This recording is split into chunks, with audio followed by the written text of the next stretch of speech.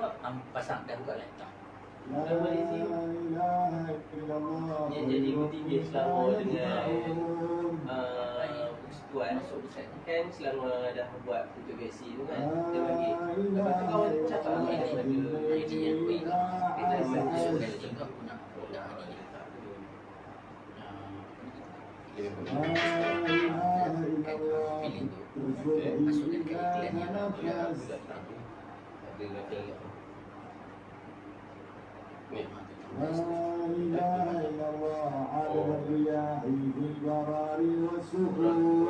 macam ni panjang-panjang kan ni? Panjangnya panjang-panjang kan? nah tak perlu dia tak perlu kopi tu tak kan untuk ni La ilaha illallah adada khalqihi ajma'in. La ilaha illallah. Kita masih Ada pelik. Aku bagi hal lain.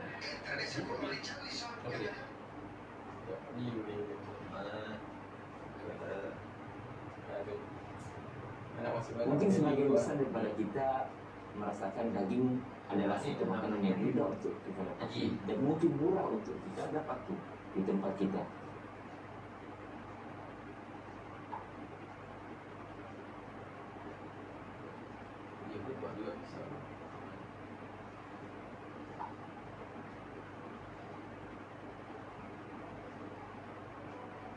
Izzat bagi 4,500. dia buat rajin buat Betul. rajin buat Pak. لا إله إلا الله عدد أمواج البحور لا إله إلا الله عدد أمواج البحور لا إله إلا الله عدد أضعاف الأجور لا إله إلا الله عدد أضعاف الأجور لا إله إلا الله عدد القطر والمطر لا إله إلا الله عدد القطر والمطر لا إله إلا الله عدد أوراق الشجر لا إله إلا الله عدد أوراق الشجر لا إله إلا الله عدد الشعر والوبر لا إله إلا الله عدد الشعر والوبر لا إله إلا الله عدد الرمل والحجر لا إله إلا الله عدد الرمل والحجر لا إله إلا الله عدد الزهر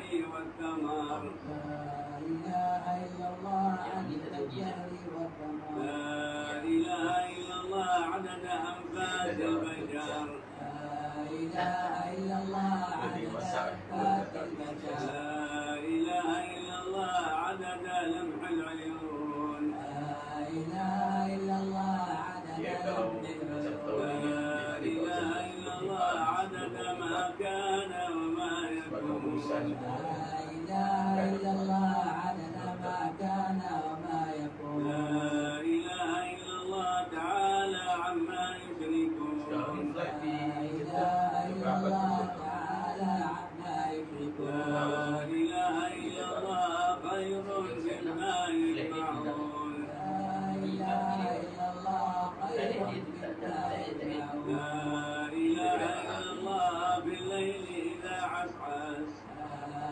إله إلا الله بالليل إذا عسعس لا إله إلا الله بالصبح إذا تنفس لا إله إلا الله بالصبح إذا تنفس لا إله إلا الله عدد الرياح والبعاد والصخور لا إله إلا الله عدد الرياح Macam tu kat kita punya Facebook streaming kan. لا إله إلا الله إلا يوم الصور Tengok ada video yang atas sekali tu kita dah on dah.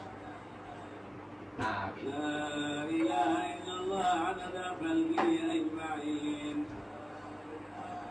Mula kau black ni. لا إله إلا الله من يومنا هذا إلى يوم الدين Bismillah ni 10 senang. إلى يوم الدين لا إله إلا الله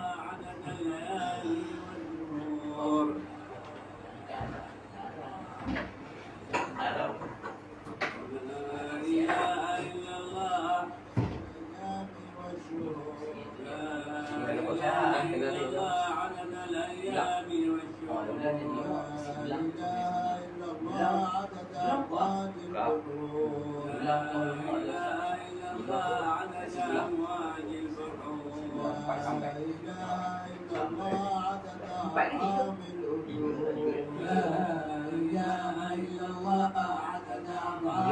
bila share ni kan ada link IKIM kan. Bila orang share dia keluar link IKIM kan. Tayangkan lepas ni kan. Bila dia buat kat orang tu share lah. Tapi dia share IKIM lah.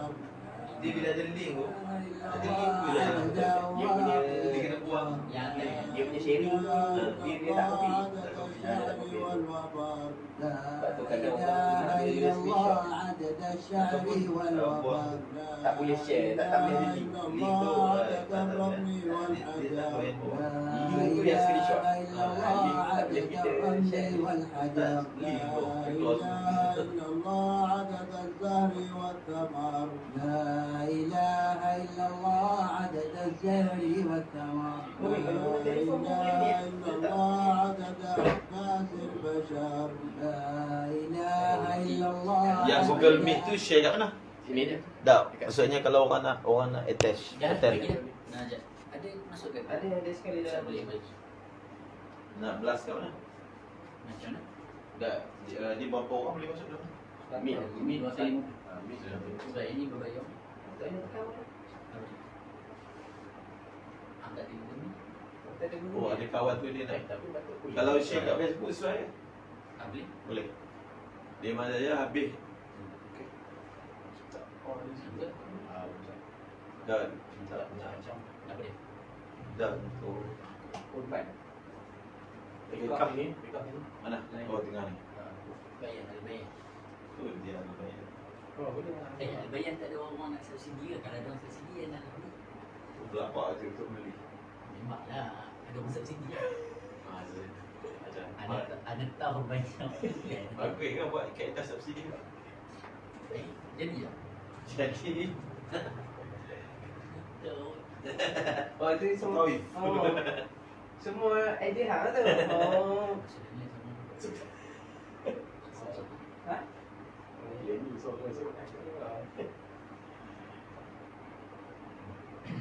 Ada bot tak?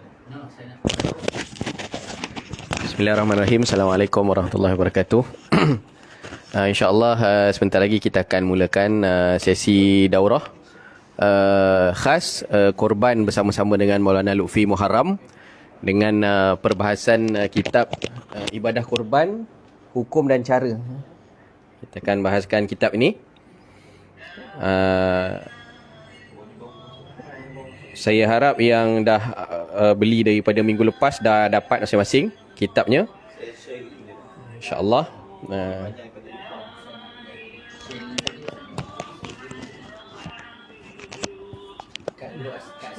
InsyaAllah kita persilakan Maulana Lutfi untuk mengambil tempat. Untuk sebentar lagi dimulakan daurah kita insyaAllah. Dekat asal Maulana Lutfi, kena hantar link Google suara masuk Google.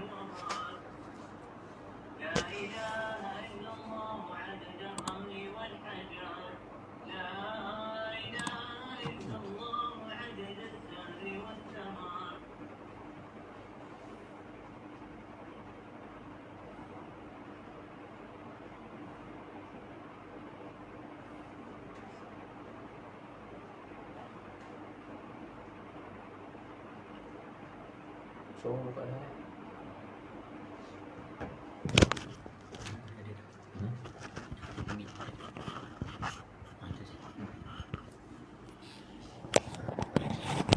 saya beritahu iklan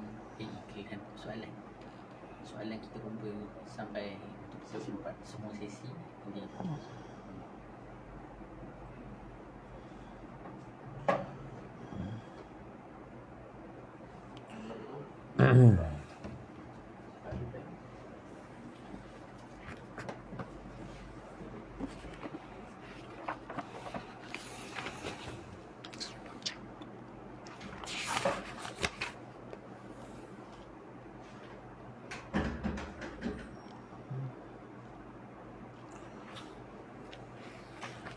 Assalamualaikum warahmatullahi wabarakatuh. Bismillahirrahmanirrahim. Alhamdulillahi rabbil alamin. Wassalatu wassalam ala asyrafil anbiya'i wal mursalin sayyidina wa maulana Muhammadin wa ala alihi wa sahbihi ajma'in. ولا حول ولا قوة إلا بالله العلي العظيم أما بعد. Alhamdulillah, bersyukur kita kepada Allah Subhanahu wa taala dengan limpah rahim dan kasih sayang daripadanya kita dapat bertemu pada pagi ini bagi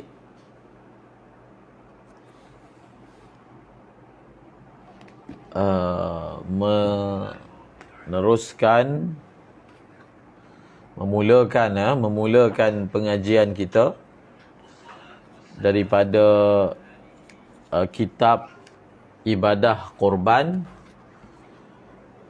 hukum dan cara. Ibadah korban, hukum dan cara. Mudah-mudahan Allah Subhanahu wa taala memudahkan segala urusan kita, melancarkan program kita pada pagi yang berbahagia ini. Buku ni konsepnya adalah menjadikan perkara berkaitan dengan korban daripada kitab Umdatus Salik wa Uddatun Nasik sebagai matan, kemudian disyarahkan. Itu konsepnya bagi mereka yang mungkin baru pertama kali berkenalan dengan buku ini. InsyaAllah kita akan usahakan untuk mengkhatamkan buku ini pada hari ini. InsyaAllah dengan izin Allah Subhanahu Wa Taala. Bismillahirrahmanirrahim. Kita mulakan bicara kita daripada muka surat 6. Daripada muka surat 6. Boleh lihat muka surat 6. Semua dah bersedia berkenalan dengan muka surat 6. Bismillahirrahmanirrahim. Babul udhiyati. Bab udhiyah, korban.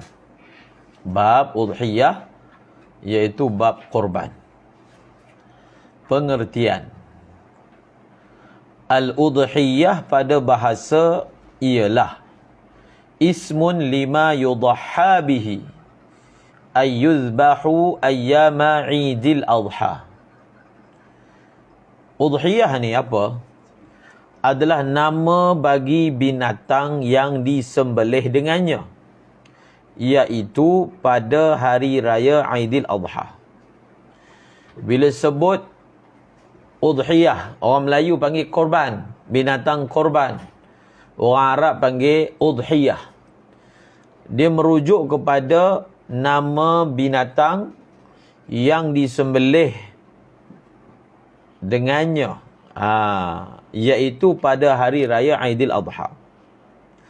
Khatib Asy-Syarbini rahimahullahu taala mengatakan, jadi Al-Imam Al-Khatib Asy-Syarbini mengatakan dalam kitab beliau Mughni Al-Muhtaj, perkataan udhiyah yang bermakna korban ni dalam bahasa Arab mushtaqatun min ad-dhahwah wa summiyat bi awwali zamani fi'liha wa huwa ad-duha. Ini daripada segi ilmu istiqaq, maknanya punca perkataan. Punca perkataan. Mengapa binatang korban itu dalam bahasa Arab dipanggil udhiyah? Mengapa? daripada mana punca perkataan udhiyah? Dia punca perkataan itu diambil dari perkataan ad-dhahwah, iaitu waktu pagi. Jadi kenapa binatang yang disembelih pada waktu korban, pada hari raya haji, dia di punca kata dia itu daripada perkataan waktu pagi? Kerana sesuai dengan awal waktu melakukannya, iaitu waktu duha. Ini dipanggil ilmu istiqaq, mengetahui punca bagi sesebuah perkataan. Bila waktu korban itu mula awal permulaan waktunya itu pada waktu duha, maka digelarlah ataupun dipanggillah binatang yang disembelih pada waktu itu udhiyah, yang di dalamnya ada elemen perkataan dhahwah. Manakala pada segi syarak, ma yuzbahu min bahimatil an'ami fi ayyamil adha ila akhiri ayyamit tashriqi taqarruban ila Allah Ta'ala. Ma yuzbahu, apa yang disembelih dari binatang ternak pada hari raya adha sehinggalah hari tasyriq yang terakhir, dengan niat mendekatkan diri kepada Allah. Ini segi istilah syarak. Istilah syarak ini yang dimaksudkan dengan udhiyah, binatang ternakan yang disembelih pada hari raya pertama, hari raya haji, sampailah hari tasyriq yang terakhir, iaitu hari raya haji yang keempat. 10 Zulhijjah, 11, 12, 13. Pada 13 Zulhijjah, bila tamat sahaja hari tasyriq, maka tamatlah waktu untuk melaksanakan ibadah korban. Pensyariatan. Ini segi sejarah pula. Segi sejarah. Ibadah korban, udhiyah, disyariatkan pada tahun kedua Hijriah, seperti mana zakat dan salat 2 hari raya. Pensyariatan ibadat ini adalah sabit dengan Al-Quran, sunnah dan ijma'. Sumber dalil. Perbahasan yang kedua, sumber dalil. Pertama, sejarah. Sebab kebiasaannya zaman Mekah ni tidak ada perkara-perkara hukum berkaitan dengan ibadah. Kalau kita perhatikan, ibadah yang disyariatkan di Mekah ni apa? Sembahyang.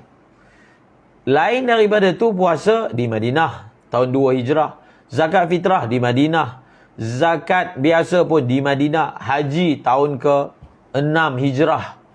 Tahun ke-6 Hijrah. Ibadah-ibadah yang lain, tayamum pun semua di Madinah. Semua di Madinah. Yang di Mekah sembahyang. Sembahyang 5 waktu selepas peristiwa Isra' dan Mi'raj. Itu pun berdasarkan pandangan yang muktamad, bahawasanya Isra' dan Mi'raj itu hanyalah berlaku lebih kurang setahun lebih sebelum berlakunya hijrah ke kota Madinah. Maka termasuklah juga ibadah korban. Dia disyariatkan pada tahun kedua Hijrah. Dan seterusnya muka surat 8 berkaitan dengan dalil. Firman Allah Subhanahu wa taala, fasalli li rabbika wanhar. Ini ma'ruf, surah Kautsar. Oleh itu, kerjakanlah solat kerana Tuhanmu semata-mata, dan sembelihlah korban sebagai bersyukur. Ayat ini, kalau kita terjemah literal dia, fasalli, maka kerjakanlah solat kerana Tuhanmu, untuk Tuhanmu, dan sembelihlah binatang. Di dalam ayat ini tidak ada disebut secara jelas sembahyang apa dan sembelih apa, tak ada sebut. Tetapi untuk kita tahu apakah solat yang dimaksudkan dan apakah sembelihan yang dimaksudkan, kita tengok dalam tafsir. Bila dirujuk dalam kitab tafsir Al-Jalalain, maka pengarang telah mentafsirkan solat pada ayat ini ditafsirkan dengan salat hari raya Idul Adha, dan yang disuruh sembelih adalah binatang korban. Ini Maknanya kita menjadikan tafsir daripada tafsir Jalalain ini sebagai penjelas bagi maksud solat dalam ayat surah Al-Kautsar dan yang dimaksudkan dengan korban ataupun sembelihan dalam surah yang sama. Kemudian ayat yang seterusnya dalam suratul Hajj, walikulli ummatin ja'alna mansakan liyadhkuru ismallah ala ma razaqahum min bahimatil an'am fa ilahukum ilahu wahidun falahu aslimu wa basyiril mukhbitin. Dan bagi setiap umat itu kami syariatkan ibadah menyembelih kurban atau lain-lainnya. Supaya mereka menyebut nama Allah sebagai bersyukur akan kurniaannya kepada mereka daripada binatang ternak yang disembelih itu. Ini ayat dalam suratul Hajj. Walikulli ummatin ja'alna, bagi setiap umat ini kami jadikan mereka ni mansakan. Mansakan ni ibadah. Ibadah sembelih. Supaya apa? You mic isn't working.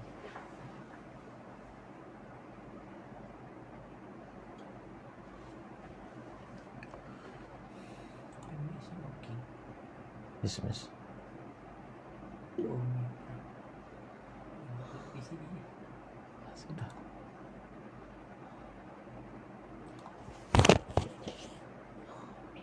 Suara dengar tak suara?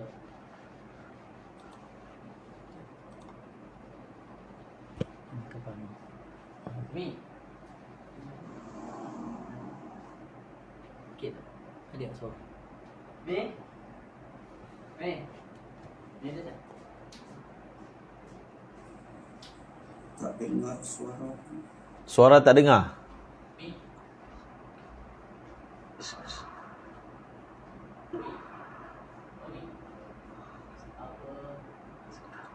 Dengar, suara dengar. Respon sikit, dengar tak suara?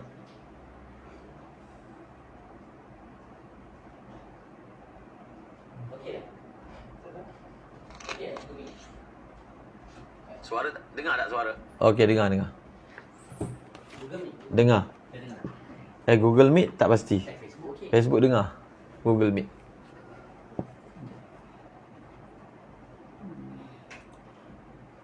Ustaz, tapi di mute dia Ustaz. Ustaz mute tu Ustaz. Ustaz di Ustaz mute. Ustaz mute. Tak ada. Mana tekan? Sekejap. Dia kami ni. Dia tulis not working. Kejap. Sebentar. Ada apa? Nak type mesej ni.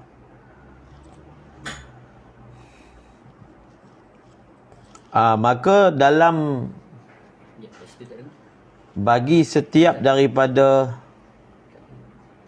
umat ini kami syariatkan ibadah menyembelih korban. Supaya apa? Supaya dengan mereka mendapat nikmat, Suruh Ustaz masuk balik. mereka mendapat nikmat penyembelihan korban,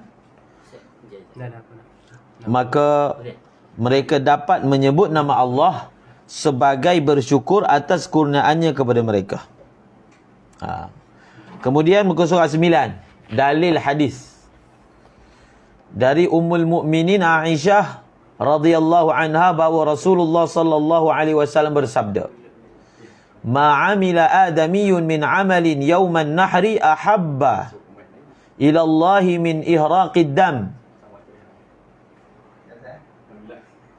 Innahu la ya'ti yawmal qiyamati biquruniha wa ash'ariha wa azlafiha wa anna ad-dama la yaqa'u min Allah bimakanin qabla an yaqa'a min al-ardi fatibu biha nafsan." Tidak ada amalan yang dilakukan oleh anak Adam pada hari An-Nahar, hari raya Aidil Adha, yang lebih dicintai oleh Allah Azza wa Jalla selain daripada menumpahkan darah binatang korban. Sesungguhnya ia akan datang pada hari kiamat dengan tanduknya, bulunya dan kukunya, dan sesungguhnya darah tersebut akan sampai kepada redha Allah Azza wa Jalla sebelum ia jatuh ke bumi. Maka hendaklah kamu merasa senang dan suka dengan ibadah korban. Nah, ini hadis kelebihan korban. Dalil ijma' ulama. Ijma' ulama bahawa telah disyariatkan ibadah korban. Kata Imam Ibn Hajar, tiada khilaf bahawa ibadah korban adalah sebahagian daripada syariat agama. Selesai. Kemudian kita pergi pula muka surat seterusnya, iaitu berkaitan dengan apa hikmah disyariatkan ibadah korban. Hikmah dia. Bila sesuatu ibadah itu kita buat, satu, atas unsur ta'abbud, kepatuhan. Yang kedua, bila kita tahu hikmah daripada ibadah tersebut, maka kerohanian ataupun perasaan terhadap ibadah tersebut itu, dia bukan hanya semata-mata adat dan ikutan. Ini niat yang perlu kita sertakan. Hadaf ataupun tujuan yang perlu kita ketahui, supaya tidaklah jadi ibadah korban yang kita buat saban tahun itu hanya adat. Silap-silap ibadah korban tu dia jadi macam majlis sembelih lembu je. Majlis sembelih lembu, majlis lapah daging, majlis makan-makan. Bila berlaku perkara tu, bila hilang daripada diri kita ataupun pengetahuan kita hikmah daripada pensyariatan sesebuah ibadah, maka boleh kita masukkan hikmah-hikmah ini dalam niat kita saat kita melaksanakan ibadah kurban.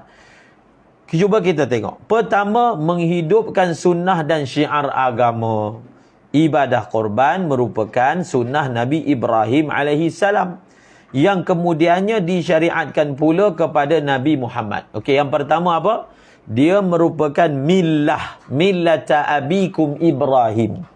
Dia merupakan syariat Nabi Ibrahim dan dihidupkan, disyariatkan pula kepada Nabi Muhammad sallallahu alaihi wasallam. Kisah yang masyhur bagaimana permulaan pensyariatan ibadah korban. Semua orang bila raya haji saja akan dihidangkan dengan kisah bagaimana Nabi Ibrahim alaihissalam diperintahkan Allah untuk menyembelih anaknya Nabi Ismail alaihissalam. Boleh rujuk kisahnya di dalam surah As-Saffat berkaitan dengan masalah ini. Inni ara fil manami, kata Nabi Ibrahim, azbahuka fanzur madza tara. Inni ara fil manami anni azbahuka fanzur madza tara. Qala ya abati fa'al ma tu'mar satajiduni insyaallahu hu minas salihin. Qala dhalika baini wa bainak ayyamal ajalain. Itu Nabi Musa kan dengan Nabi Syuaib alaihi salam. Satajiduni insyaallah hu minas sabirin. Qala ya abati fa'al ma tu'mar. Maka Nabi Ismail kata, wahai ayah, buatlah apa yang kau nak. Maka roh daripada ibadah korban ini kita akan letakkan dalam minda kita ta'abbud. Itu penting tu. Dia sangat penting dijadikan dasar ketika kita nak membahaskan hukum kelak. Dia ada unsur ta'abbud. Sebab itu kita sebut banyak kali bahawasanya dia bukan hanya cerita sembelih lembu bagi makan semata-mata. Kalau itu difahami, maksudnya mungkin nanti ada orang pergi kias. Oh, kalau macam tu kita bagi duit je lah. Ataupun kita bagi ayam. Ataupun kita bagi binatang lain lah. Rusa ke sedap sikit, biasa dah makan lembu. Dia main kias pula. Sedangkan dia adalah ibadah. Bila ibadah ada unsur ta'abbud. Buat seperti yang disuruh. Bas. Ada unsur ta'abbud. Sebenarnya unsur ta'abbud yang meningkatkan nilai ubudiyah kita dengan Allah. Allah Ta'ala suruh buat begitu. Tengok Nabi Ibrahim, unsur ta'abbud dia. Nabi Ibrahim disuruh sembelih anak. Jadi kalau nak sebut apa hikmah sembelih anak, bukan boleh makan pun. Itu namanya ta'abbud. mic problem. Sekali lagi.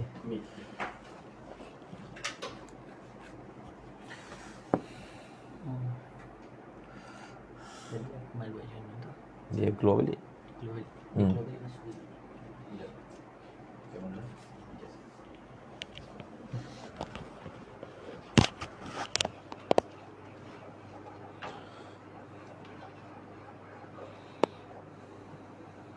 Sampai.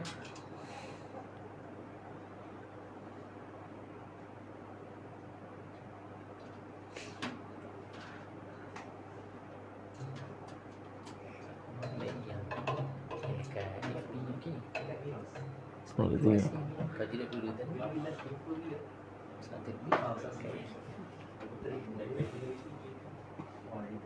Tuh, dekat tu.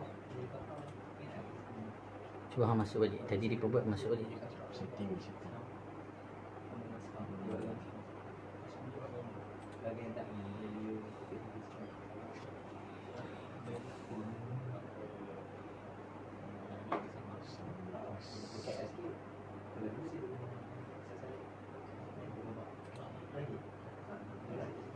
Cuba try.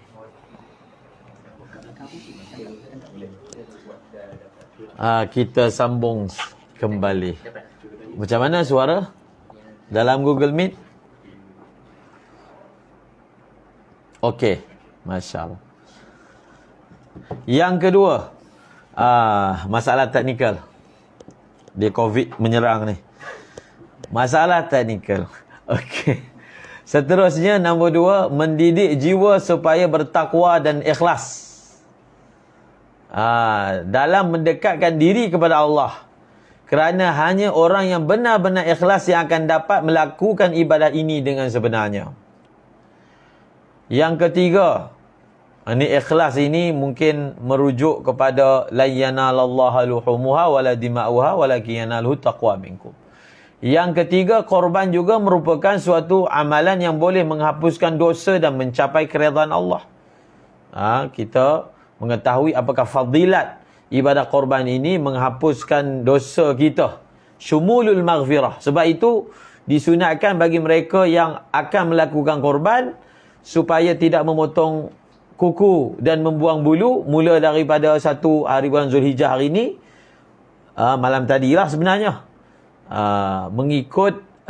mengikut ru'yah yang telah diiklankan. Kalau negeri yang belum nampak lagi macam Brunei, dia mula esok, kan? Dia mula esok barulah dikira sebagai 1 Zulhijjah. Jadi kalau ada siapa di ahli falak menurut dia belum masuk lagi, dia kira esoklah. Tapi kita yang awam ni, kita beriman saja seperti yang mana yang dia iklankan, katanya hari ini 1 Zulhijjah, maka 1 Zulhijjah lah kita mematuhinya. Okey, maka fadilat dia adalah syumulul maghfirah, supaya keampunan itu meratai. Jadi bila banyak bulu kat badan, bila kuku panjang, makin banyak anggota tubuh kita yang digenangi, diselubungi dengan maghfirah. Itu antara hikmah mengapakah tidak dianjurkan untuk membuang bulu dan memotong kuku. Yang keempat, mengikis sifat tamak dan memupuk sifat murah hati, belas kasihan terhadap fakir miskin dan saudara seagama yang memerlukan, serta mahu berbelanja dan berkongsi nikmat hidup dengan orang lain kerana Allah. Ini sebenarnya konsep ataupun faedah secara umum bagi berinfak, bersedekah, iaitu bersih hati kita dia cintakan harta. Tak kisahlah itu dalam bentuk korban ke, dalam bentuk zakat ke, sedekah ke, wakaf ke, semuanya adalah supaya kita lepaskan harta kita sikit. Jangan sayang sangat sampai sukar berpisah dengan harta. Dan antara platform untuk kita melepaskan harta itu adalah ibadah kurban. Dan yang kelima, dapat merapatkan hubungan kasih sayang sesama manusia, terutama antara orang golongan kaya dengan golongan yang kurang bernasib baik. Dia kadang-kadang ketidakstabilan masyarakat ni berpunca daripada ketidakseimbangan ekonomi. Maka berlakulah orang miskin ni geram je dekat orang kaya. Nampak rumah besar, kereta besar, tapi tak pernah nampak pun harta sampai dekat orang miskin. nampak dia tambah kereta, tambah bini, tapi mereka tak dapat mengecapi. Sedangkan sebab itu dalam mazhab Syafi'i, zakat ni kena bagi orang sekeliling. Sebab apa? Perbuatan kita bawa keluar, kita mengecewakan hati orang miskin yang sentiasa ada tasyawuf. Tasyawuf tu apa? Berkeinginan pada harta orang tu. Paling kurang kita ni jiran adalah setahun sekali dapat daging, tak ada juga. Sebab dia buat luar negara. Dapatlah juga zakat, tak ada juga. Dia bayar zakat tapi kat luar. Jadi menyebabkan berlakulah ketidakseimbangan masyarakat. Tapi kalau orang kaya ni sentiasa memerhatikan orang miskin, ada zakat, dia salurkan orang kawasan dia. Ada wakaf, dia mulakan orang kawasan dia. Ada sedekah, ada korban. Maka di situlah sebenarnya akan mengeratkan hubungan dan tidak mewujudkan hasad daripada kalangan orang miskin kepada orang kaya, dan tidak juga menjadikan sangka buruk pula. Sebab orang kaya dia mungkin sangka buruk, dia kata ni semua harta aku. Memang sepatutnya kamu pergi salurkan. Kenapa nak sangka buruk pula? Memang sepatutnya. So kalau itu memang sifat dia, maka insya-Allah kita dapat mengurangkan masalah sosial yang berlaku dalam sesebuah masyarakat. Allahumma salli ala sayyidina Muhammad. Hukum ibadah korban. Kita masuk kepada inti hukum fiqahnya. Hukum ibadah korban. Kata pengarang rahimahullah, hiya sunnatun muakkadah. Ia adalah sunnat muakkadah. Ibadah korban merupakan sunnat muakkadah dan syiar agama yang jelas, yang sangat dituntut ke atas orang-orang yang berkemampuan demi memelihara syiar Islam. Sunnah muakkadah. Bila disebut sahaja sunnah muakkadah, meninggalkannya itu dia akan jadi makruh. Hukumnya makruh. Imam Syafi'i berpendapat ibadah korban hanyalah sunat berdasarkan beberapa dalil. Antaranya ialah sebuah hadis daripada Ummi Salamah bahawa Nabi SAW bersabda, "Idza ra'aitum hilala Dzulhijjati wa arada ahadakum an yudhhiya falyumsik an sya'rihi wa adfarihi." Apabila kamu melihat hilal Zulhijjah dan salah seorang dari kamu bermaksud akan melakukan korban, hendaklah ia menahan diri, tidak memotong dari rambut dan kukunya.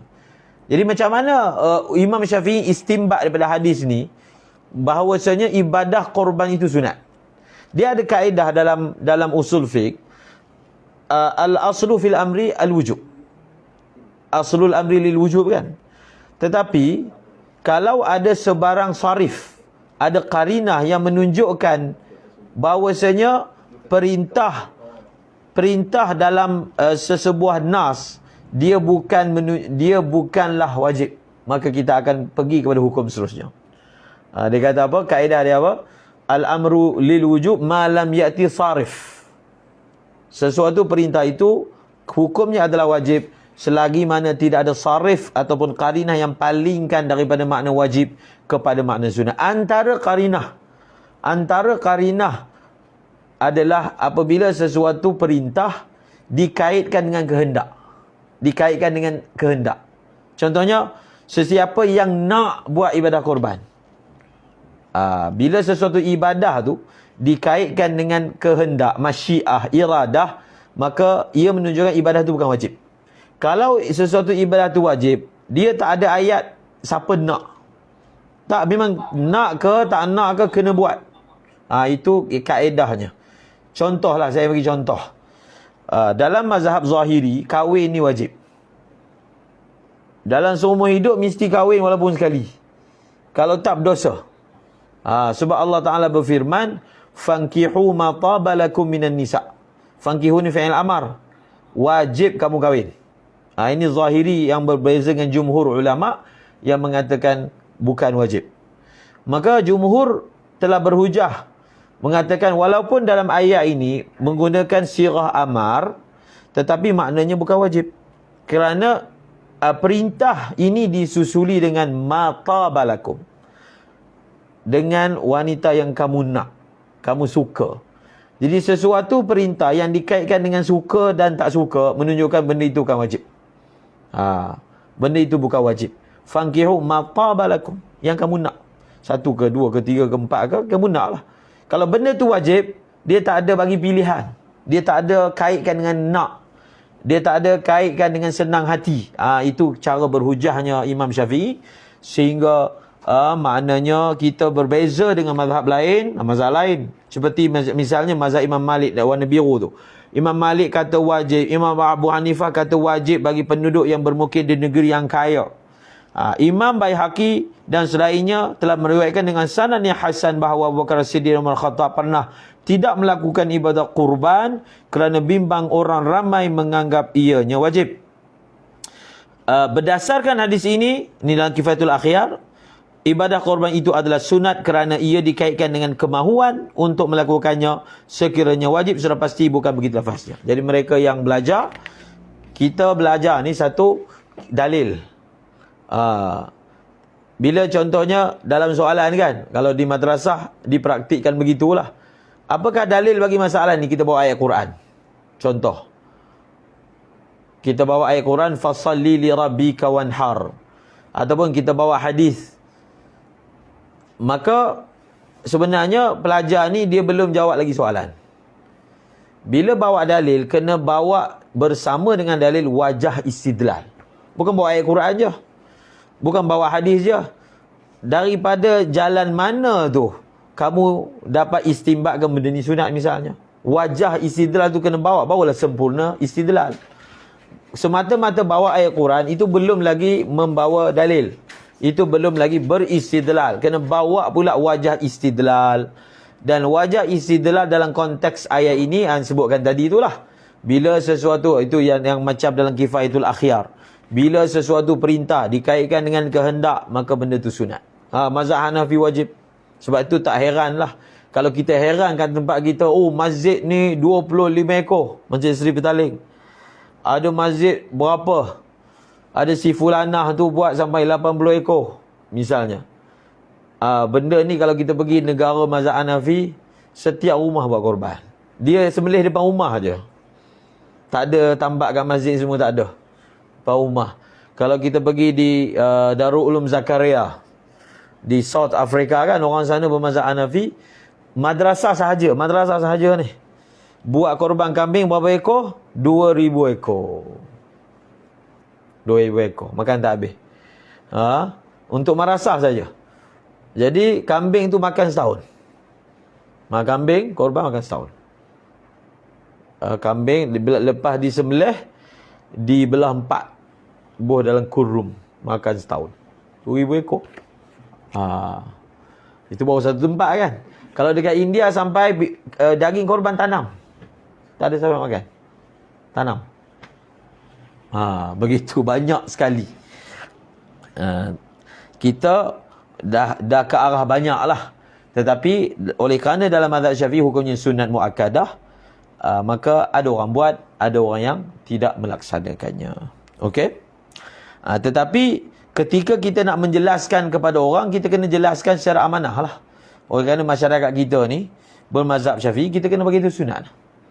Kita tak boleh guna kaedah pendekatan nak bagi orang buat, kita bayangkan benda tu wajib. Itu dipanggil tidak amanah dalam ilmu. Benda tu sunat lah. Cuma sebutlah hadis apa yang Nabi sebutkan, siapa yang tak buat dan seumpamanya. Tetapi tetap hukumnya adalah sunat muakkadah. Orang yang disunatkan pula melakukan ibadah korban, muka surat 12. Seseorang, pertama ada 4 tu. Seseorang yang pertama Islam, tidak sah korban orang bukan Islam. Nanti kita akan terangkan bagaimana tajaan binatang korban oleh individu bukan Muslim ataupun syarikat bukan Muslim. Itu macam mana tu. Dia tak Islam, dia nak taja. Boleh terima ke tak? Itu akan ada perbahasannya. Yang kedua, merdeka. Maka tidak dituntut ke atas seorang hamba. Yang ketiga, baligh. Begitu juga tidak dituntut melakukan korban ke atas budak yang belum baligh. Dan orang yang gila kerana mereka bukan mukallaf. Nanti pun akan ada persoalan. Bagaimana kalau sang ayah ni nak buat korban untuk anaknya yang belum baligh? Boleh ke tak? Kalau boleh, bagaimana? Secara asasnya tidak ditaklifkan kepada mereka sebab belum baligh. Yang keempat, mampu. Yang kata makruh tak buat korban ni bagi orang yang mampu. Kalau dia tak mampu, lalu dia tak buat korban, dia tidaklah jatuh hukum makruh. Yang kata hukum makruh ni siapa mampu. Siapa tak mampu, sudah tentulah tak mungkinlah dikatakan kepadanya, dibebankan dengan hukum makruh. Itu jelas. Dimaksudkan dengan berkemampuan. Apa maksud orang tu mampu? Maksud mampu tu apa? Dimaksudkan dengan berkemampuan untuk melakukan ibadah korban menurut mazhab Asy-Syafi'i ialah orang yang mempunyai lebihan wang dari keperluan dirinya, dan orang yang berada di bawah jagaannya, makan, pakaian dan tempat tinggal sepanjang Aidil Adha dan 3 hari tasyrik. Okey, kita ambil contohlah satu orang ni, dia punya perbelanjaan kalau 4 hari. Iktibar hari raya pertama sampai habis tasyrik 4 hari lah. Dia punya dengan sekali dengan tanggungan, dia perlukan 1 hari RM200. Duit ada kat tangan dia, ada RM3,000. So kalau 4 hari, dia perlukan RM800. Ada balance kan? RM2,200. Binatang korban berapa ringgit? Satu bahagian? 700 misalnya. Maknanya dia ni ada lebihan. Ada lebihan daripada apa yang dia perlukan selama 4 hari. Maka untuk dia ini disunatkan secara sunat muakkadah melaksanakan ibadah korban. Tapi kalau dia punya duit cukup-cukup, kalau dia guna, maka dia terpaksa mengabaikan nafkah wajib. Dia ni tak boleh. Bukan tidak disunatkan buat korban, dia jadi dosa pula. Sebab apa? Korban sunat, nafkah wajib. Utamakan benda sunat berbanding wajib, memang tak boleh lah. Memang tak boleh. Jadi sebab itu, hukum yang kata sunat muakkadah kepada orang yang mampu. Orang yang tak mampu, tidak adalah yang disebut sebagai sunat muakkadah. So, bila tidak ada sunat muakkadah, dia tidak makruh untuk melakukannya. Adakah digalakkan untuk pinjam? Tak perlu. Tak perlu. Kerana dalam syariat, dia ada satu kaedah, la yajibu tahsilu asbabil wujub. Ataupun asbabin nadab. Contohlah, adakah wajib satu orang tu meniaga sampai ada duit, sampai dia boleh bayar zakat? Ini biasanya perunding bisnes dia ajar macam tu lah. Kita ni kena usaha sampai kaya, sampai kita ni zakat ni wajib. Sekarang bila tak ada duit, macam mana bayar zakat? So kita kena jadi kaya. Kena terpaksa kaya supaya kita boleh ada duit dan bayar zakat. Segi hukum tak wajib, kan? Sekarang perunding bisnes pula membayangkan berdosa siapa tak jadi kaya. Itu distimbat tu pelampau. Itu bahaya tu. Ada konflik kepentingan sebenarnya. Dalam dia punya ceramah dia. Contoh, kita ambil lagi contoh haji. Adakah wajib satu orang itu simpan duit sampai dia cukup duit pergi haji? Tak wajib. Segi hukum lah. Tak wajib. Simpan duit supaya dia cukup duit pergi umrah? Tak wajib.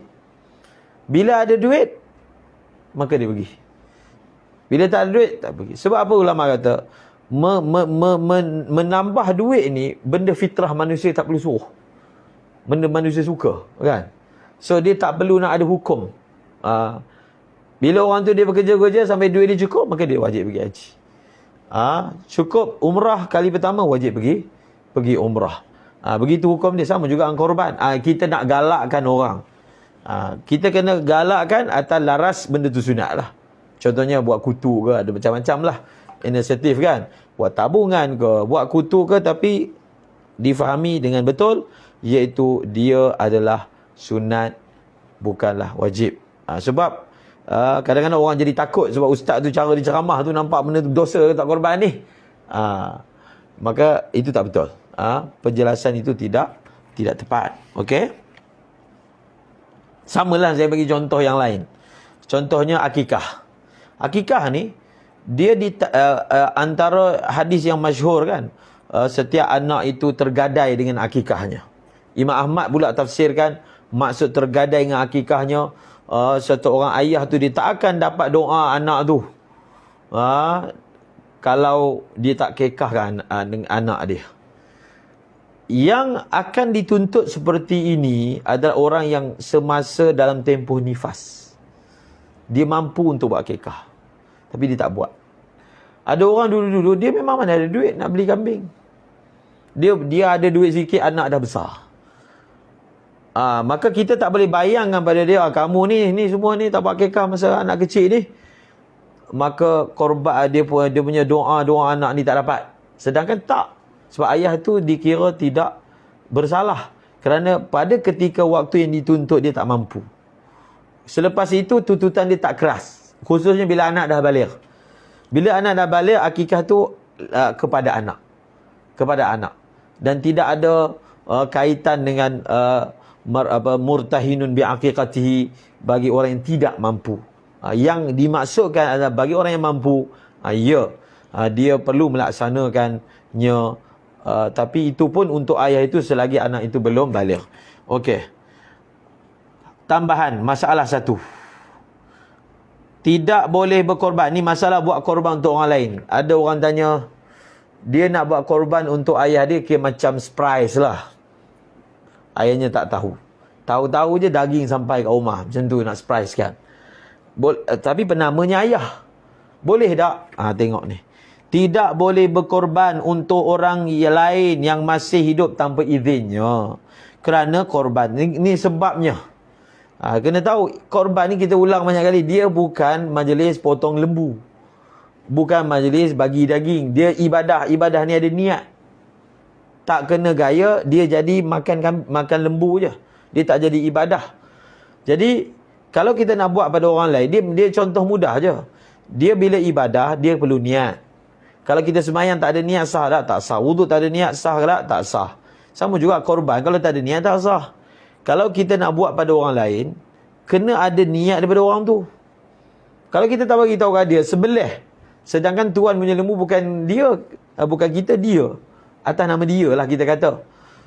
Maka, bila sampai kesudah tak ada niat daripada dia, maka tak sahlah binatang itu sebagai korban. Tak sahlah jadi sekadar sedekah biasa. Fadilat sedekah biasa dengan fadilat korban lainlah hukum dia. Lainlah ketinggian dia. Okey? Jadi kena izin. Kerana korban itu satu ibadah yang mesti diniatkan. Izin dari seseorang mewakili niatnya dalam ibadah. Dan asalnya ibadah tidak dikerjakan untuk orang lain. Ini kaedah. Kaedah apa disebut? Al-ibadatu la taqbalun niyabah. Al-aslu fil ibadati alla taqbala an-niyabah. Asalnya dalam ibadah ni dia tak terima ganti. Boleh tak? Orang lain semayangkan duha untuk kita, tak boleh. Semayang qabliyah, tak boleh. Puasa untuk kita masa kita hidup, tak boleh. Jadi asal hukumnya, ibadah ni dia tak boleh dibuat oleh orang lain. Tak menerima ganti kecuali kalau ada dalil. Maknanya bolehlah kita simpulkan minoriti sahaja ibadah yang menerima ganti. Apalagi bila tiada keizinan maka tidak boleh berkorban untuknya. Ibadah korban ni menerima ganti boleh. Ibadah yang menerima ganti apa? Haji, umrah, badal, ganti. Tapi dengan syarat-syaratnya. Puasa, itu pun untuk yang dah mati. Haji hidup lagi pun boleh ganti dengan syarat ma'dhub, lumpuh. Apa lagi ibadah yang menerima ganti? Solat tak ada langsung. Ada satu je jenis solat yang menerima ganti. Lain semua tak ada. Solat apa? Solat sunat tawaf bagi orang yang buat haji badal untuk orang lain. Untuk orang buat umrah badal kan dia lepas tawaf dia main sunat. Dia main sunat tu bagi pihak orang tu. Ini satu je surah yang mana sembahyang boleh buat bagi pihak orang lain. Lain tak ada. Tak ada. Tak sah, tak edi. Ibadah korban boleh ganti, boleh. Zakat boleh ganti, boleh. Ganti dengan erti kata dia tak pergi serah sendiri kepada orang miskin, dia gantikan seseorang. Boleh. Korban boleh. Sebab korban ni kan dia adalah ibadah harta. Dia lebih kurang kaedah dia, ibadah harta ni dia menerima ganti. Ibadah maliyah. Apa sahaja ibadah harta dia menerima niyabah. Zakat ibadah maliyah, maka dia menerima niyabah. Boleh orang buat untuk kita. Orang agihkan maksudnya. Habis. Masalah kedua, berkorban untuk orang yang sudah meninggal dunia. Ini pun masyhur perbahasannya. Pendapat yang muktamad ialah tidak harus berkorban untuk orang yang sudah meninggal dunia kecuali dengan ada wasiat, kerana wasiat dari si mati adalah mewakili izinnya. Sama, dia punya topik di izin je. Kalau dia meninggal dunia, kita nak buat dia tu jadi penama. Kena bezakan. Kita nak jadikan arwah ayah kita penama, dengan kita buat atas nama kita, kita nak isalu thawab. Itu cerita lain. Yang kita bahaskan penama. Penama. Ada juga orang penama. Pernah dulu viral, penama korban dia Rasulullah. 7 bahagian. Boleh ke buat macam tu? Rasulullah tu penama. Kalau mazhab Syafi'i tak boleh kan? Sebagian ulama kata boleh, kecuali Rasulullah. Maksudnya kalau nak buat ibadah korban bagi orang yang mati tak boleh kecuali untuk Rasulullah, berdasarkan Sayyidina Ali radhiyallahu anhu pernah korban dan kata ini untuk Rasulullah. Sedangkan Rasulullah sudah wafat dan meninggal dunia. Sebahagian mengecualikannya. Okey. Tapi muktamadnya tak boleh lah, umum. Kalau sebagai penama. Dia samalah macam isu umrah badal yang sunat. Kalau wajib boleh. Kalau satu orang tu meninggal dunia, dia belum pernah buat haji, dan dia tak pernah wajib pun buat haji, kita nak buatkan haji untuk dia, boleh? Dia belum pernah buat umrah, dan dia tak pernah wajib pun masih hidup dia, first umrah, nak badalkan, boleh? Tapi yang kedua, ayah kita dah biasa dah pergi haji, pergi umrah. Sekarang kita pergi umrah, kita nak badal umrah kan untuk arwah ayah kita. Dalam mazhab Syafi'i ada 2 pendapat. Pendapat yang muktamadnya tak boleh. Dia sama je. Sekiranya tidak ada wasiat, maka tidak boleh mengumrah badal sunat. Mengumrah sunat. Membadalkan umrah sunat, tak boleh. Topik dia adalah niat. Okey? Allahumma salli ala sayyidina Muhammad. Jika ada wasiat dari si mati, maka bolehlah berkorban untuknya dan wajib bersedekah. Ni kena ingat. Kalau kita buat korban untuk orang yang dah mati dan ada wasiat, agihan dia lain. Agihan dia semua kena bagi kat orang miskin. Dia tak ada sebahagian boleh bagi kat orang kaya, tak boleh. Ini kalau kes korban untuk orang yang mati yang ada wasiat, semua kena bagi kepada orang miskin. Tidak harus bagi orang yang berkorban itu, dan bagi orang-orang yang kaya memakan daripadanya, kerana terhalang si mati dari memberi izin makan. Oleh kerana korban tu kan si mati punya. Jadi dah mati tak boleh minta izin dia, maka tertentulah korban itu hanya diberikan kepada orang miskin sahaja. Boleh berkorban, boleh keluarga mengganti diri si mati dalam berkorban yang ditentukan dengan nazar, kerana hutang Allah lebih utama dibayar. Ini kalau dia, contohnya orang tu dia nazar. Dia nazar nak buat korban, kemudian dia mati. Adakah korban itu diteruskan? Ya, diteruskan. Sebab apabila nazar dia dah jadi hutang. Kita belajar sebelum harta pusaka diagihkan, kena settlekan 2 jenis hutang. Pertama hutang dengan Allah, yang kedua hutang dengan manusia. Korban ni hutang Allah. Yang tu memang kena sebab dia wajib. Beza hukum dia. Maka kita sama ada nak guna duit pusaka ataupun ada ahli waris nak inisiatif guna duit dia untuk settlekan, untuk laksanakan ibadah nazar korban oleh si mati mereka. Itu boleh. Menurut satu pendapat yang lain, ini adalah pendapat tidak muktamad seperti dijelaskan dalam kitab Mughni, sah berkorban untuk si mati walaupun tidak ada wasiat. Ada pandangan. Kalau orang tu kalau orang tu nak amalkan boleh. Sebab wal amru sahlun, sebab ini berkaitan dengan sedekah. Kalau dia nak amalkan pendapat ni, syarat nak amalkan dia kena tahulah. Dia kena tahu, dia kena taklid. Maksudnya dia beramal benda tu ala ilmin.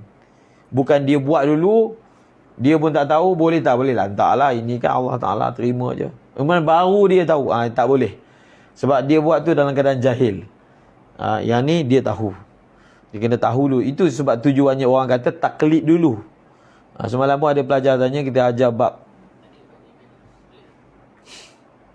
taklid ba'dal amal. Itu ustaz je boleh buat. Supaya apa? Contohnya lah masalah sentuh perempuan ketika tawaf.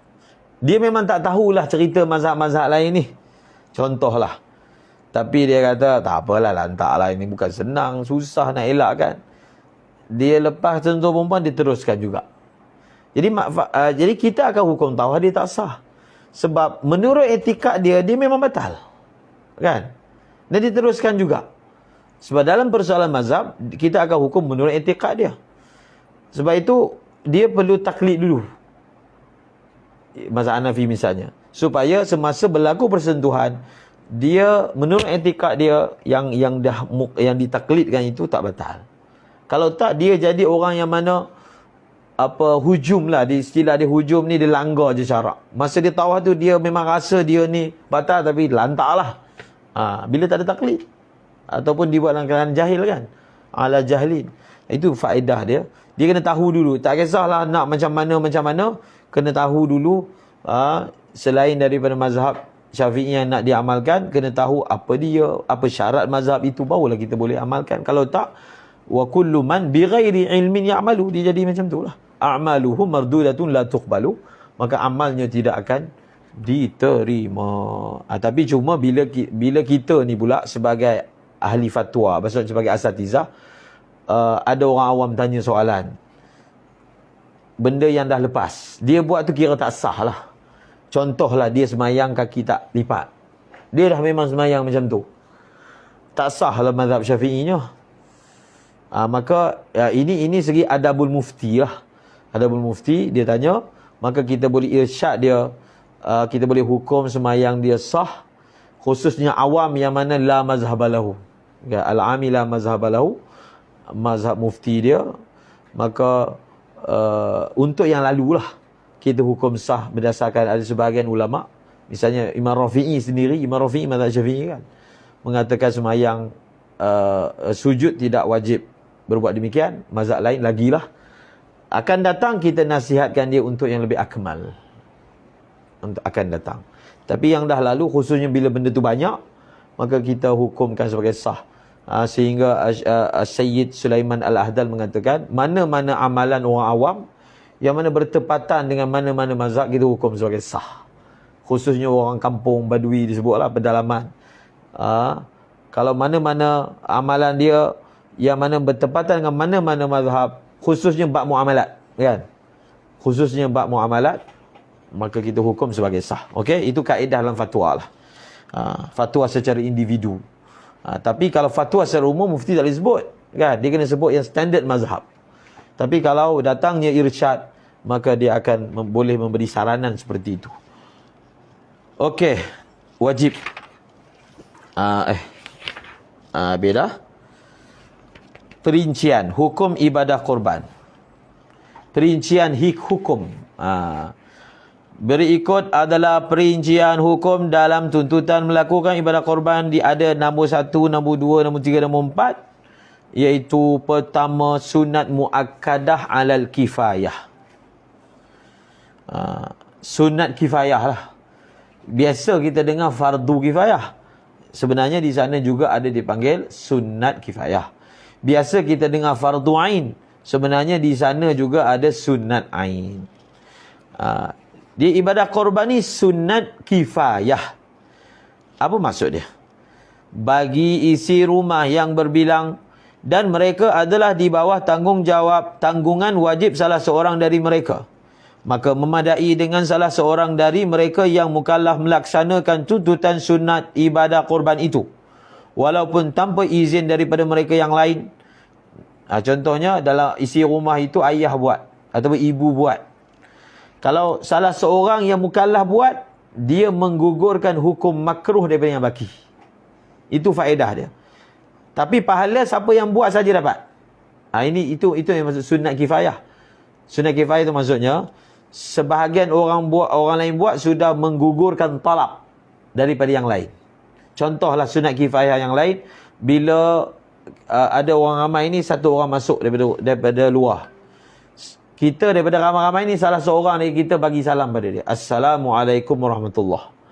Maka satu orang ini memberi salam sudah cukup sebagai mewakili orang lain bagi salam. Maka orang lain itu tak perlu dah nak bagi salam lagi, sebab yang ini sudah mewakili bagi salam. Itu dipanggil sunat kifayah. Bahkan dalam kitab, misalnya Jamu Jawamik, dia bagi contoh, kita makan satu talam, satu orang baca bismillah, maka menggugurkan tuntutan membaca bismillah daripada yang lain. Sebab membaca bismillah dalam jemaah makan sunat kifayah. Tapi kalau nak dapat pahala, kalau segi korban ni, maka kena buatlah. Kena buat. Namun pahala ibadah korban hanya tertentu kepada yang berkorban saja. Apabila seorang isteri melakukan korban, maka terangkatlah tuntutan korban ke atas suami dan anak-anak. Terangkat tu maksudnya hilanglah, terangkatlah hukum makruh. Tetapi pahala ibadah tersebut hanya diperoleh oleh isteri yang berkorban itu sahaja. Jika tidak ada seorang pun daripada mereka yang melakukan ibadah tersebut, maka mereka semua menanggung hukum makruh, meninggalkan ibadah yang utama itu jika mereka berkemampuan. Okey, masalah ni mungkin kita pernah tengok ada video yang diviralkan. Sebelum ni yang diviralkan video Syekh Ali Jabir yang Indonesia, yang almarhum tu. Sebenarnya beliau bercakap itu menurut mazhab beliau, mazhab Hambali. Iaitu lebih kurang mafhum keterangannya, apa yang dibuat oleh orang sekarang ni tak betul. Kan? Dalam satu isi rumah, isteri pun buat, ayah pun buat, lepas tu dia buh nama anak dia. Kan? Sebenarnya tak perlu. Satu rumah, satu je. Buat lebih daripada satu tu benda yang kira macam bid'ah lah. Itu pernah diviralkan, Syekh sebut. Tapi Syekh kemudian beliau menghormati mazhab tempatan yang mana tidak seperti itu. So mazhab kita betul. Kalau satu orang buat, dia menggugurkan tuntutan kifayah, iaitu hukum makruh tu terangkat. Tetapi segi nak dapat pahala secara khas, pahala korban tu, maka isteri kalau nak pahala, isteri kena buat. Kalau anak pula dapat pahala khas korban ni, anak pula sebagai pahala khas, sebagai pelaku, kan? Jadi tak samalah. Tak adalah istilah, maknanya kalau dah ada satu rumah, kalau ada lain buat maka bid'ah. Itu keterangan tu tidak menepatilah mazhab kita. Kalau ada satu orang buat, yang lain tidak dituntut secara muakkad. Yang tu ya, betul, kan? Ya, tepat. Sunat muakkadah alal ain. Sunat ain. Sunat ain ni macam mana? Sunat ain ni maksudnya, kalau nak menggugurkan hukum, kalau nak melaksanakan tuntutan ibadah itu, setiap individu dia kena buat. Dia perlu buat untuk lepaskan tuntutan tu. Dia tak boleh orang lain buat, kan? Itu kalau sunat muakkadah alal kifayah, kan, kita tengok. Jika isi rumah seorang saja, dia duduk seorang je dalam rumah tu, atau lebih daripada seorang, tapi masing-masing bukan di bawah tanggungan salah seorang dari mereka, seperti rumah bujang, rumah kongsi, ataupun dalam satu rumah duduk 2-3 keluarga, menantu ada, menantu nombor 1, menantu nombor 2, duduk satu rumah, kan? Yang ni dia lain. Contohnya rumah bujang ada 5 orang, masing-masing nak angkat hukum makruh, kalau mampu, masing-masing kena buat. Dia tak boleh satu saja seorang dalam rumah tu buat, maka yang lain tak payah buat dah. Tak. Ini kalau rumah yang jenis macam mana? Tidak, rumah yang mana masing-masing tanggung diri sendiri, kan? Kalau yang macam tadi ni, satu isi rumah yang ada satu kepala yang tanggung mereka. Itu gugur dengan satu orang saja yang melakukannya. Maka tuntutan ibadah korban itu menjadi sunat muakkadah ke atas individu perseorangan. Maka sunat melakukannya dan makruh meninggalkan ibadah tersebut bagi yang berkemampuan. Soalan nanti kita kumpul sesi yang keempat, insya-Allah. Okey, kita ada 15 minit sebelum rehat. Wajib. Bila ni ibadah korban jadi wajib? Ibadah korban menjadi wajib kerana 2 sebab, iaitu pertama, nazar. Lafaz nazar seperti kata-katanya, ni contohlah, untuk Allah, dalam bahasa Arab, lillahi alayya. Jadi terjemah tu, untuk Allah, wajib ke atasku, alayya tu diterjemah wajib ke atasku berkorban, atau wajiblah ke atasku berkorban dengan binatang itu. Itu contohlah. Dia bagi 2 contoh. Contoh sirah nazar, lillahi alayya, ataupun wajibun alayya an udhahiyya misalnya. Ataupun dia sebut saya bernazar. Apa sahajalah daripada salah satu 3 sirah tadi, dia jadi nazar. Bila korban kita jadi wajib, dia cerita lain. Bila korban kita jadi wajib, kita tak boleh makan. Orang yang kita tanggung itu pun tak boleh makan. Pastikan, bezakan cara agihan kalau ia nazar dan ia itu bukan nazar. Okey, jelas? Yang pertama. Yang kedua, ta'yin. Yang ta'yin ni lah yang mungkin setengah orang baru pertama kali dengar lah. Ta'yin. Lafaz ta'yin seperti kata-katanya. Dia kata macam ni.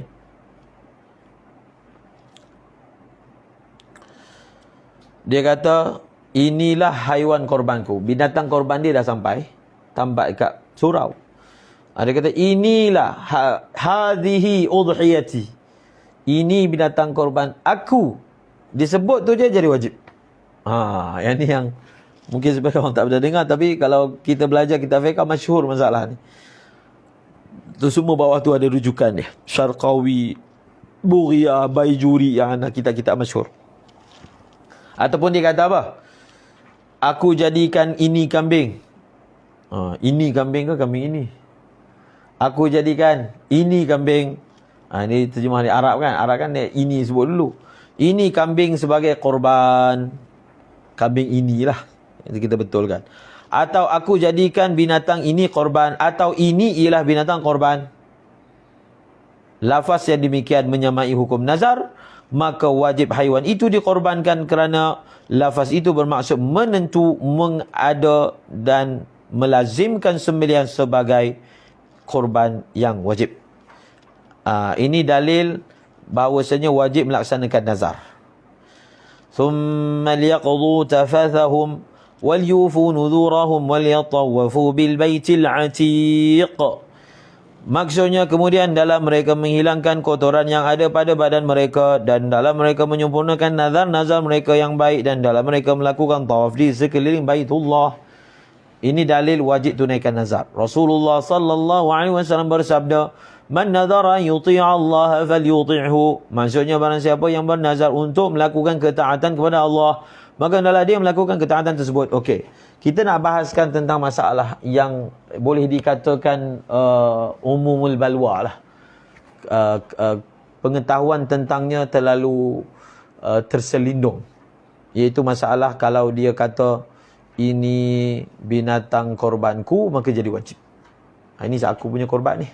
Ini kambing korban aku ni. Jadi wajib. Maka misalnya dalam kitab Baijuri ke, misalnya dalam kitab Syarqawi ke, menukilkan daripada Syekh Ali Subramallisi, beliau berpandangan bahawasanya dia dimaafkan kepada orang awam. Awam kalau disebut macam tu, dia tak jadi wajib. Sebab masalah ni masalah yang terselindung, masalah yang khafi. Apatah lagi secara urufnya, kalau orang sebut itu, dia memang tidak memaksudkan benda itu wajib. Dia memang tak memaksudkan. Tapi kalau Allahumma salli ala Sayyidina Muhammad, pun begitu, dalam Baijuri tetap mengatakan yang muktamadnya adalah tak ada beza antara awam dan juga bukan awam. Okey, ada sebuah kitab yang menarik yang dikarang oleh muhakkik mazhab Syafi'i mutaakhirin, Syekh Ahmad Bik Al-Husaini Al-Misri. Ini bawah ni, yang perhatian ni. Saya pun berpandangan macam beliau lah. Panjang, kitab tu panjang, bahas tajuk ni, tebal macam ni. Beliau tak bersetuju dengan pandangan muhasyi ataupun penghasyiah kitab mutaakhirin mazhab Syafi'i yang menghukum seperti itu. Sebab bagi beliau, jika kita amati dalam teks mutaqaddimin, tidak ada disebutkan masalah ni. Tak ada. Jadi panjang kitab tu. Mula-mula beliau tulis satu kitab. Kitab tu ada orang iktiraf. Beliau tulis satu kitab lagi yang lebih panjang jawab balik iktiraf tu. Syekh Ahmad Bik ni yang buat syarahan kepada Mursyidul Anam ila Ummil Imam. Ummil Imam. Berapa jilid? 25 jilid, bab ibadah tak habis.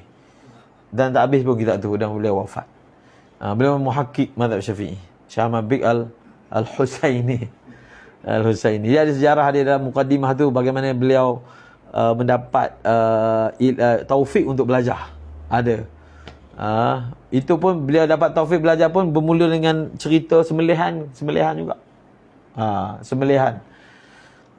Beliau belajar dengan cara yang unik dan memang jadi muhakkim mazhab Syafi'i. Dari Kitabun Niyat, Dalil Musafir. Jadi dalam buku ni cuba tengok tajuk dia. Al-Qawlul Waddah fi anna al-akla min al-udhiyatil ini bukan ma'niyah, muayyanah. Salah sikit tu. Muayyanah bil ja'li minhu sunnatun wa minhu mubah. Tengok tajuk kitab tu. Apa tajuk dia? Bahawasanya makan daripada binatang korban yang ditentukan dengan ja'al. Tadi itulah, tentukan ini binatang korbanku. Dia kata ada yang sunat, ada yang harus. Makan tu boleh. Bagi beliau tak jadi wajib. Tak jadi wajib, boleh makan. Telah mentarjihkan pandangan bahawa dengan semata-mata ta'yin tidak menjadikan binatang korban sebagai korban wajib. Pada pandangan ini terdapat keluasan pada umat, khususnya orang awam. Antara hujah beliau, dia kata sejak bila pula niat tak ada peranan? Sepatutnya niat ada peranan. Bila orang tu kata ini binatang korbanku, dia tak niat pun benda tu wajib. Kan? Bahkan secara umumnya kalau tempat kita orang buat korban semuanya sunat. Faham kan? Difahami sebagai sunat. Jadi sedangkan standard dalam hukum fiqah, dia bercakap segi kawaid dia. Sesuatu ibadah itu mesti ada peranan niat dalamnya. Jadi bila dia mengucapkan, dia tak bermaksud pun benda tu nazar ke, dia tak bermaksud benda tu wajib ke, maka mengapa kita dengan semata perkataan ini binatang korbanku kita jadikan dia wajib?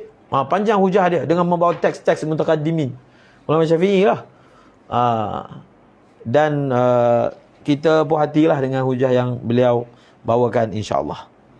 Dan padanya ada keluasan. Sama ada kita cakap tajuk ni, sama ada kita memakai yang seperti Syekh Ali Syubramalisi yang dia bezakan untuk antara alim dan juga ami, ataupun yang ni terus secara mutlak.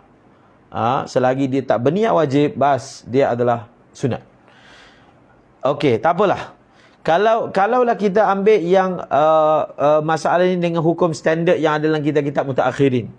Macam mana cara nak elakkan daripada dia nak sebut ni, nak perkenalkan ini kambing dia, lembu dia. Jadi macam mana cara dia nak elakkan daripada tak jatuh jadi wajib? Ini cara dia. Ni ambil daripada Baijuri. Tidak jadi ta'yin dengan lafaz-lafaz berikut. Ini cara, maknanya walaupun iyalah ada qaul Syekh Ahmad bin Al-Husaini, tetapi ada juga ulama di sana yang kata jadi wajib. So, kita dalam masyarakat, mungkin kita ketua-ketua ataupun pembimbing masyarakat, kita sebarkan knowledge lah, pengetahuan. Memanglah boleh saja kita lorongkan mereka dengan qaul Syekh Ahmad bin Al-Husaini, tetapi kalau nak menggunakan konsep al-khuruju minal khilaf, maka kita ajar orang awam. Kalau ni nanti binatang ni nak perkenalkan pada orang, kena sebut begini, ini korban, ini kambing korban sunat. Tambah perkataan sunat. Tak apa, ini ilmu tambahan diajar pada orang awam. Barulah setiap tahun tu bila buat korban tu ada ilmu yang bertambah. Sepatutnya peserta-peserta tu dipanggil, dikumpulkan, terangkan. Bukan dia WhatsApp. Akhir sekali korban jadi adat je. Dia memang macam tu. Awam macam biasalah. Bila kita biarkan je, ulama tak didik, terima WhatsApp, dia tak tahu apa hikmah dia. Jadi benda tu tak ada kerohanian. Benda tu ibadah tu tak ada rohani. Siti rohani je ada. Kerohanian tak ada.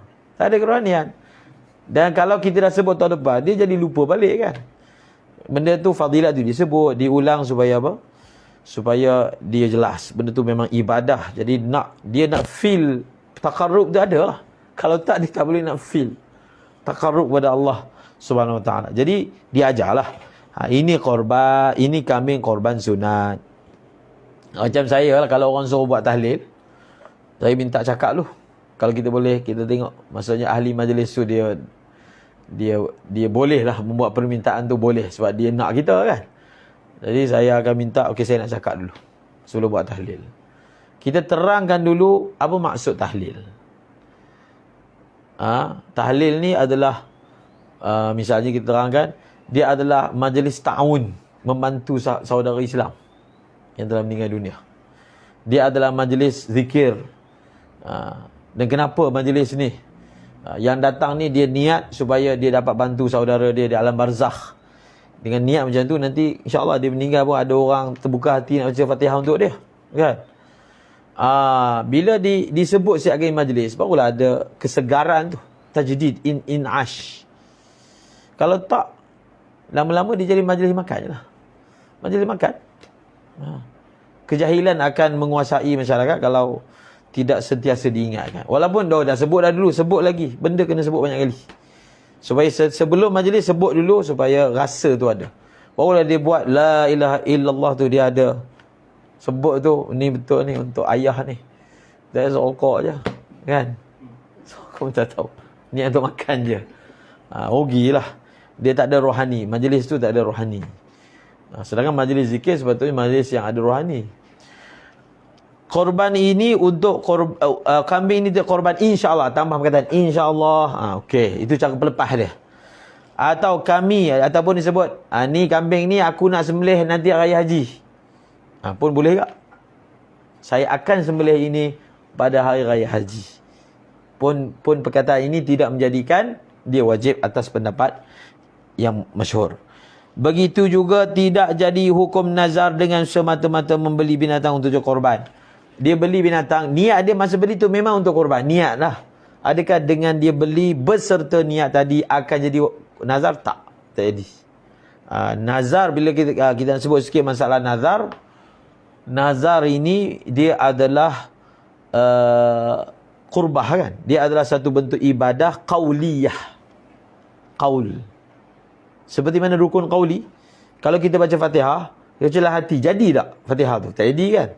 Kalau kita baca tasyahud akhir, kita baca lah hati, tak sebut, jadi tak? Tak jadi. Sunat, kita baca tasbih ketika rukuk, baca lah hati. Itu sunat qauliyah. Bila benda tu sunat qauliyah ke rukun qauli, dia hanya tertunai kalau cakap. Niat tak jadi. Samalah juga ibadah nazar ini, dia adalah qauliyah. So bila qauliyah nak jadi nazar, kena sebut. Biasanya orang tanya kita, kan, dia kata saya ni ada nazar, kalau begitu begini, maka macam mana? Sebelum kita jawab soalan tu, apa yang dia kena buat, kita tanya dulu dia nazar tu macam mana hari tu. Dia kata dia nazar, sebenarnya dia nazar lah dalam hati. Dia dalam keadaan terdesak, kan, dalam hati dia sebut kalau begini maka saya nazar. Dia bagi tahu kita dia nazar, tapi kita kena periksa dulu dia cakap apa. Oh, cakaplah hati. Tak adalah. Dia asal tu pun tak berlaku. Dia punya cabang tak ada lah. Sama juga masalah cerai. Dia kata saya dah cerai isteri saya apa semua. Sebelum kita nak bagi tahu hukum cabangan daripada cerai tu, kita kena double confirm dia cakap apa. Benda apa yang dia cakap tu sehingga dia anggap dia telah cerai isteri dia. Kan? Periksa dulu. Bila periksa rupanya tak etos pun misalnya. Ataupun dia kata dia dah ta'liq dengan sesuatu ta'liq. Contohnya kalau kau datang, aku akan menceraikan kamu. Masa tengah marah tu sebut. Kemudian kalau kau turun kereta ni, aku akan ceraikan kamu, kan? Dia cakap macam tu. Dan isteri dia turun sungguh. Ada seorang suami tu gaduh isteri dia kat lift lah. Kalau kau masuk lift ni, cerai. Jadi kalau suami tu tanya soalan, pertama kita marah dia dulu. Kita letek kat dia. Apa mulut macam tu, cepat je. So lift lah, turun kereta, cepatnya cerai. Kan? Kalau kat Yaman, kita punya kelas fiqah ni lepas Isyak dengan Syekh Haidar, kan. Lepas Isyak tu lah juga waktu orang datang tanya masalah. Bukan tanyalah, pelbagai lah. Macam-macam urusan. Syekh buat cepat dalam satu ngajar, lepas tu kalau orang datang, dia berhenti sekejap.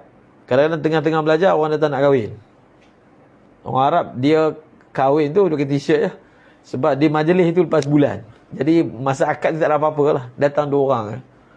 2 orang saksi, bas. Pakai t-shirt je, akad nikah. Ada yang datang, cerai ni. Dia talak isteri dia, talak 1000. Oh, talak 1000. Marah sangat, 1000 sebut. Ada yang cerai isteri dia, dia marah anak dia tak solat. Dia kata, kalau engkau tak solat, mak engkau jatuh talak. Dia nak takutkan anak dia lah supaya jangan mak dia jatuh talak.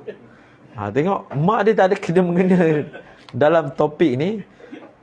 Dia itu. Jadi kalau ada suami-suami tanya soalan tentang cerai ni, memang kita letih kat suami tu dulu lah.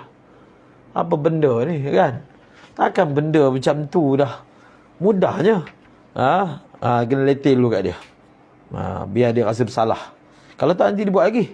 Kan? Buat lagi, tanya ustaz lagi. Ustaz nak kena fikir masalah dia. Macam-macam. Macam Ustaz Abdul Hamid lah, kita punya ustaz. Imam besar kan Masjid Sibtaling. Jadi bila ada orang masalah perkahwinan, orang jumpa lah sebab orang lama kan, ustaz tua. Antara masalah yang berlaku, masalah kahwin dua. Dah kahwin, bergaduh. Kadang-kadang isteri yang datang, kadang-kadang suami yang datang. Jadi Ustaz Hamid kata, depa yang sedap kahwin dua, kita yang pening kepala. Kita pula nak fikir macam mana nak selesaikan masalah dia. Kahwin dua, fikir sendirilah, kan? Selesai sendiri. Dia datang, dia nak kongsi, nak letak masalah dia kat otak ustaz tu, suruh ustaz fikir kat. Macam mana selesaikan masalah saya? Fikir sendirilah, dah kahwin, kan? Masalah. Dia nak kongsi. Kongsi tu memang kongsi sungguh lah. Bagi kita fikir juga masalah dia. Muskil. Jadi kita habiskan 18 ni harus. Dia sebenarnya itu pun kita dah komen ni, sebenarnya tak perlu pun harus ni. Dia tak ada. Dia kan kita belajar hukum ada 5. Makro, sunat, apa semualah. Jadi dia punya kaedah dia, ibadah ni, ibadah, hukum yang paling rendah adalah sunat. Ibadah ni mana ada hukum harus. Ibadah, dia tak menerima hukum harus. Dia menerima paling rendah sunat. Kan? Jadi harus ni sebenarnya bukan hukum aslul ibadah korban tu. Nak bagi tahu benda ni boleh buat, tapi tetaplah pahalanya sunat. Ini mungkin akan datang kita tak masukkan. Kita jadikan dia masalah tun je lah. Masalah. Satu isu. Harus pemerintah menggunakan duit Baitul Mal. Boleh. Kerajaan keluarkan duit Baitul Mal untuk dibeli haiwan dan disembelih bagi pihak kaum muslimin dengan syarat ada keluasan pada simpanan duit Baitul Mal. Ini sebab berdasarkan yang Nabi buat lah. Nabi sembelih binatang, korban. Nabi kata ini untuk semua orang Islam. Semua orang Islam. Jadi itu daripada mana tu? Daripada binatang Baitul Mal. Boleh nak buat macam tu. Tapi dengan syarat ada keluasan lah. Maksudnya keperluan yang sebenar daripada Baitul Mal itu masih boleh di cover walaupun kita keluarkan duit daripada Baitul Mal untuk korban. Itu maksud dia. Dan ini sumbernya memang atas perbuatan Nabi SAW. Harus bagi bapa dan datuk sahaja. Tidak yang lain. Berkorban untuk anak atau cucu yang belum baligh dan belum mai. Ini pun ada diviralkan masalah ni, kata tak boleh. Bid'ah. Sebab korban ni untuk orang yang dah mukallaf. Ini belum mukallaf. Betul. Betul. Dia hanya untuk mukallaf. Itu kalau kita guna duit dia sendiri. Kalau kita guna duit anak. Sebab itu tak boleh korban guna duit anak. Tak boleh. Anak yang belum baligh. Sebab asalnya dia sendiri tidak mukallaf. Kalau dia tak buat pun tak jadi hukum makruh pun. Apa pun tak. Belum mukallaf. Jadi kita nak guna pula duit anak. Tak boleh. Untuk buat korban. Dia secara umumnya tak boleh guna duit anak untuk sedekah. Apa pun sedekah tak boleh guna duit anak yang belum baligh. Walaupun dia izin, sebab izin sabi la yu'tabar kan. Izin sabi ni mana mu'tabar. Tapi kalau kita nak buat juga, kita guna duit sendirilah. Kita tu maksudnya ayah dan juga datuk. Kalau orang luar nak buatkan korban untuk budak yang belum baligh, dia kena minta izin daripada ayah dan juga datuk, sebab niat korban itu datang daripada mereka. Jadi mereka sahibun niyah dalam kes ghairu mayyiz. Jadi kalau kita nak buat kepada budak belum baligh ni, kita tanya ayah dia ataupun tanya atuk dia. Dengan syarat hari harta bapa dan atuk. Ada satu masalah masa kita Allahumma salli ala Muhammad. Sebelum ni lah meletus yang COVID ni ada meeting dengan Jauhar kan, yang bahagian kendalian umrah tu. Mereka nak buat panduan umrah kanak-kanak, nak keluarkan buku. So antara topik yang dibincangkan, okey, sekarang ni kan gelombang bawa anak pergi umrah, permasalahan pelbagai lah, macam-macam masail berkaitan. Antara yang panel tu Dr. Lokman tu lah, Dr. Lokman apa, bin apa, Abdul Majid Hanafi.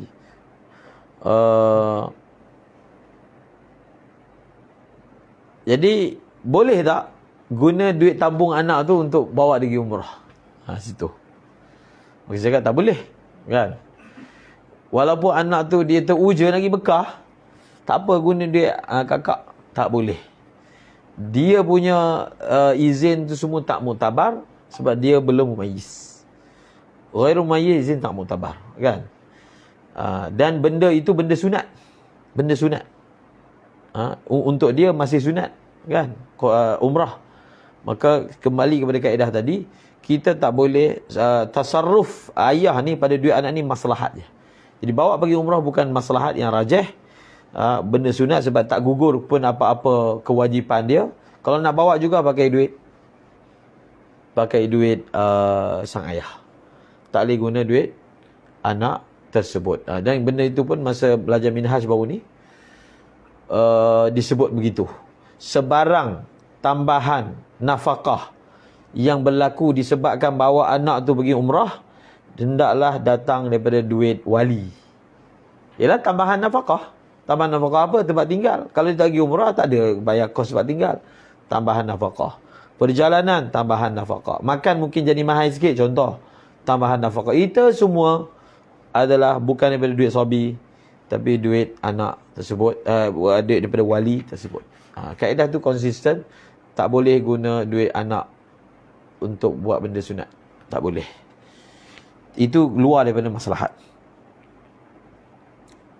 Kalau dia nak ajar, sebab dulu ada juga satu orang nak buat satu projek, dia call saya, dia minta jadi macam penceramah lah. Apa projek dia? Menggalakkan derma di kalangan pelajar sekolah. Projek tu dah dibentangkan tu. Nak pergi seluruh Malaysia pergi penerangan. Jadi apa akan buat? Akan diedarkan tabung, budak-budak tu isi duit derma. Budak jalan satu, bapak dia bagi RM1, dia bos RM1 semua. Tak betul, cara tu tak betul.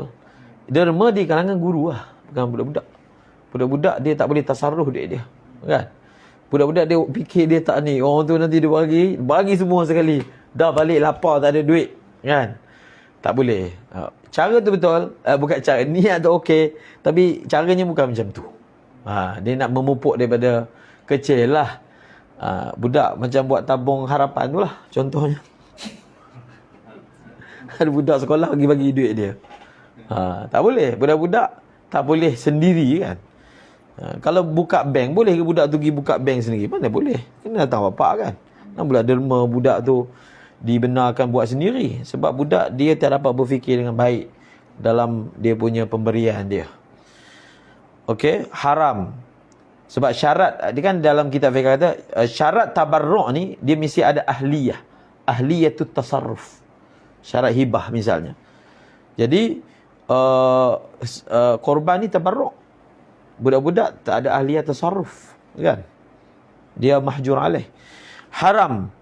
Ibadah korban jadi haram. Ni tadi kita dah sebut dah. Sekiranya dilakukan menyebabkan seseorang tidak mampu untuk membayar nafkah. Yang tadilah. Dia korban sampai abaikan nafkah wajib. Ini sebenarnya syarat standard sedekah sunat. Sedekah sunat memang syarat standard dia macam ni. Cuba tengok dalam bab sedekah sunat. Dia akhir bab zakat, mereka akan sebut. Syarat dia apa? Sedekah sunat itu adalah lebihan daripada yang wajib. Kan? Nafkah wajib anak isteri dah selesai, ada baki, baru boleh sedekah. Kalau dia korbankan yang wajib itu, lalu anak dan isteri dia tak ada makanan, dan isteri dia pun tak redha atas perkara tersebut, tak redha kan, sebab sahabat pun ada juga korban habis. Ada orang bila kita cakap macam ni, dia cerita Sayyidina Abu Bakar, kosongkan rumah, tinggalkan apa rumah? Allah dan Rasul, apa pun tak ada. cerita pelbagai sahabat kan. Sebab itu kita dengan syarat redha. Kalau isteri dia macam isteri Sayyidina Abu Bakar, ya, boleh. Tiba-tiba isteri dia buat aduan jabat agama, maksudnya apa? Maksudnya isteri tak redha, kan? Dan tuntutan itu wajar sebab itu nafkah wajib. Sampai beras pun tak ada, sibuk pergi belanja kawan. Jadi itu bukannya haram. Itu adalah kaedah standard dalam masalah sedekah. Sunat mesti lebihan daripada yang wajib, barulah boleh. Wallahu a'lam bissawab wa ilaihil marji'u wal ma'ab. Kita bersambung. Bismillah. Baik, terima kasih daripada Maulana Lutfi atas sesi yang pertama. InsyaAllah untuk soalan kita akan kumpulkannya. Kalau ada boleh dituliskan di ruangan komen. Kita akan cuba kumpulkan soalan-soalan untuk kita buat dalam satu sesi yang terakhir, sesi Q&A petang nanti lah lepas asar insyaAllah.